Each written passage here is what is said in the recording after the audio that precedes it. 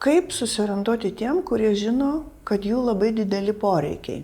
Na, tarkim, intensyviai sportuojantiems, juk jūs turite didelę patirtį su šita žmonių grupe. Vėlgi, visur bus sekimas reikalingas. Taip, mes turime sekti būtent vitaminų poveikį žmogaus organizmui, kad ir kalbėsim apie savijautą tą pačią. Jeigu mes matome, aišku, tų pačių kraujo tyrimų atlikimas, rutinis kraujo tyrimų atlikimas, tai yra būtiniausias dalykas, ko mes labai dažnai vengiame ir atidėliojame, ir padaryti kraujo tyrimus kartą į pusmetį arba kartą į metus.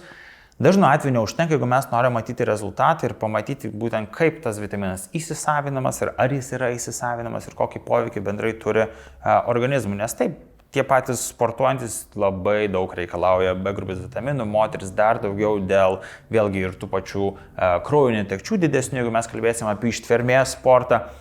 Ir vėlgi, kiekvienu atveju mes galime iš karto skirti didesnės dozes. Dažniausiai taip ir būna, bet vis dėlto visada yra sekimas reikalingas, mes negalime skirti tas dozes ir pamiršti apie jas ir sakyti vartok ir nevartojas ir viskas.